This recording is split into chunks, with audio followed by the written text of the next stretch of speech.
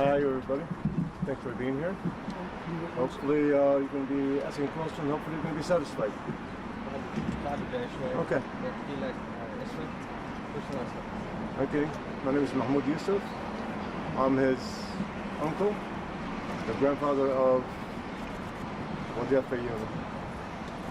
To start with, we want to thank everybody here. We want to thank the judge, the jury, and of course everybody who's involved, from Plainfield, for their mayor, for their police, and their all community. The sentence was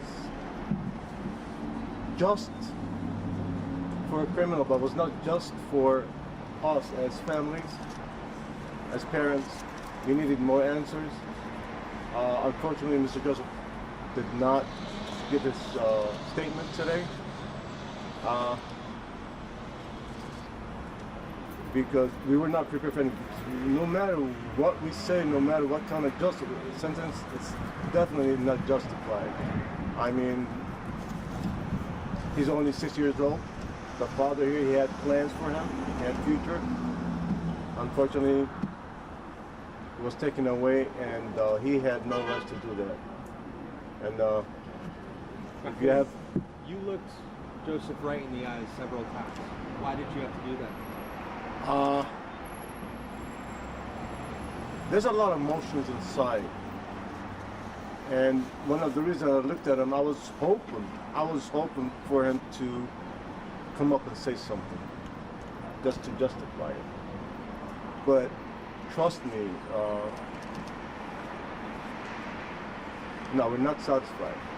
Could you explain what you said in court as far as what kind of answers you were looking for from him? We needed more explanation. What exactly made him flip the way he did? He was, before all this commotion, before all the news that came, all the fake news that came from high levels of this country and from high reporters of this country, came up. He was a grandfather figure. He took care of this little boy. After the news, that's what everything changed. So we needed him to come up and say something. What did he hear? What did he feel from those fake alleged news that came up? We needed it. Were you surprised that he did not give you an answer? Yeah, yes. Why we were were you surprised because for just for a second we thought he had some rumors inside of him that we'd come up and say, okay, I want to come up and say 1, 2, 3. But unfortunately, we could not see his face, but you could, as you were looking at him. Could he you was describe what he looked like? He was staring at me. It's like he wanted to say something, but he didn't. But yes, when I looked at his face, it was hard. It was hard just to look at his face, the way he was looking at it. Had he actually said something? No. I mean, had he actually, though, what kind of solace would that have given you and the family? A little bit peace of mind, for explanation, just why did you do that? I mean, his father is right here. Like I said, his father, one of the reasons his father did not stand in front of the judge for the statement because of the emotion.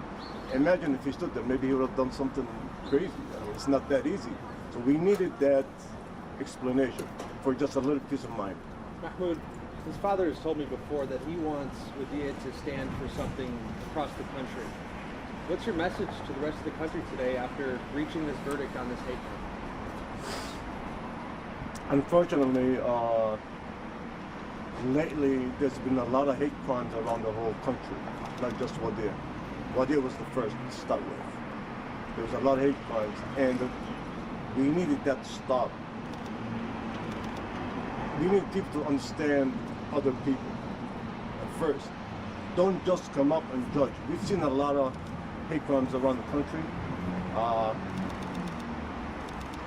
The messages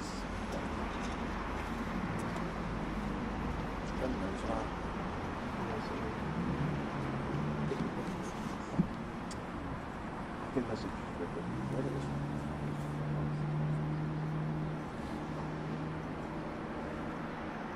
It's like I said, we wish people just to understand other people more, especially religions. And most of the hate crimes going on in this country right now, if you pay attention, it's all against Muslims. All of it. The hatred against a religion that people don't understand. They just come up with a judgment. And we know that it's tied up with the war overseas, unfortunately. That's why our son was killed, because of the war overseas. And the lies of other news and allegations about that war, unfortunately. And some people are bringing this war to this country. You cannot do that. You cannot bring the war here. You cannot bring hatred to this country for things that you have in your mind.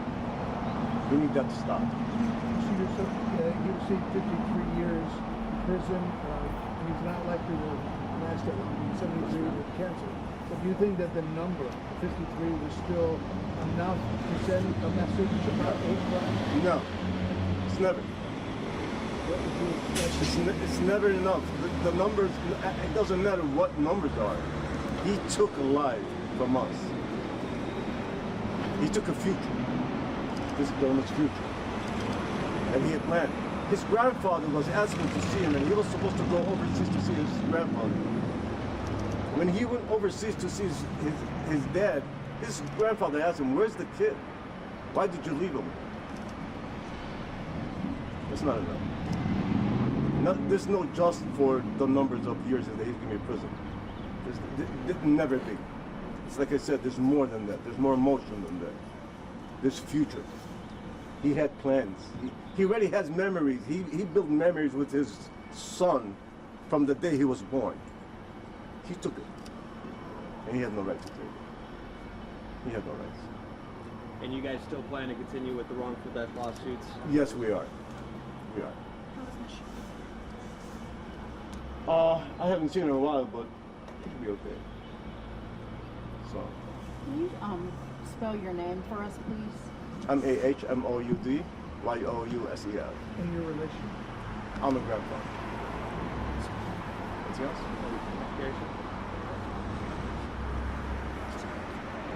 The only thing I can say, this is America. And when I came right here, I came because this is a free country. So right now I'm confused. There is like some people, they call my son, they call him as an angel. And I heard that a lot. Some people too, they call him as a devil Muslim. And the thing they make me confused, the same guy, he was looking about my son as an angel. Right now he call him as a devil. So I don't know, this is America? That's what that means? That's a free country? So I don't know, I have nothing to add. Thank you for everybody. Thank you. Your name is spelled first? My name is Oday Al-Fayoumi, ODAI ALFAYOUMI. No problem.